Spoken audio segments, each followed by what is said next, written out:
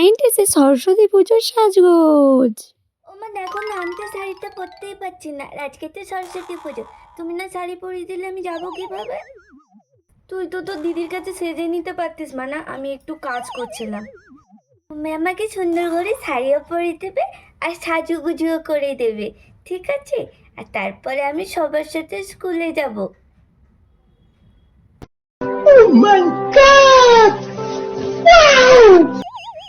আচ্ছা ঠিক আছে, তুই আয়, আমি তোকে তাড়াতাড়ি করে সাজিয়ে দিই। তারপরে তারপরে খিচুড়িটা বসাতে হবে, আজ না সরস্বতী পুজো।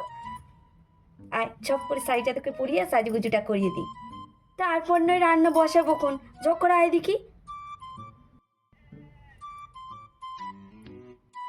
মা না, তোকে কি সুন্দর লাগছে। আয় তোকে একটা কাজলের টিপ পরিয়ে দিই, আর নজর দেবে তাকে। এবার তাহলে আসছি মা। 2025 সালে সরস্বতী পুজোর সাজগোজ। কি রে মনা, তোর জন্য যে আমি হলুদ বেটে রাখলাম, তুই মাখলি না তো? আজ তো সরস্বতী পুজো, মুখে গায়ে একটু হলুদ লাগাতে হয়। না মা, আমি আজকে হলুদ মাখবো না। হলুদ মাখলে তো আমার মুখে মেকআপই ঠিক করে বসবে না, তাই জন্য আজকে হলুদ আমি মাখি। আর এখন কেউ হলুদ টলুদ মাখে না মা। এ আবার কিরকম, হলুদ লাগালে মেকআপ বসবে না? আমরা তো আগে তো হলুদই মেখে থাকতাম, সরস্বতী পুজো সকালবেলায় হলুদ মেখে তবে স্নান করতুম। আচ্ছা ঠিক আছে, তুই তো দেখছি শাড়িটাও ঠিক করে পরতে পারছিস না। আয়, আমি তোকে ভালো করে শাড়ি পরিয়ে দিই। তোমাকে শাড়ি পরিয়ে দিতে হবে না, তুমি তো শাড়ি পরাবে সেই জেঠি কাকিমাদের মতন। তোমাকে শাড়ি পরাতে হবে না, তুমি এখান থেকে যাও।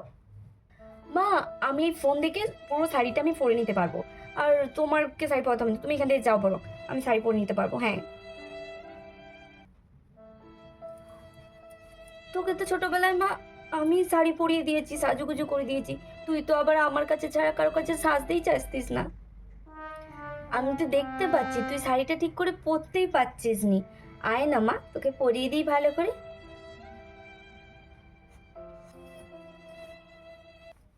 বললাম তো মা, আমি পারবো, তুমি যাও।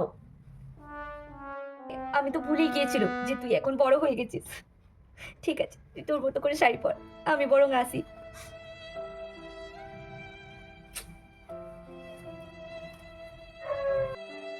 ভিডিওটা কেমন লাগলো অবশ্যই জানিও, আর আমার ভিডিও ভালো লাগলে অবশ্যই লাইক, কমেন্ট, শেয়ার আর সাবস্ক্রাইব করে দাও।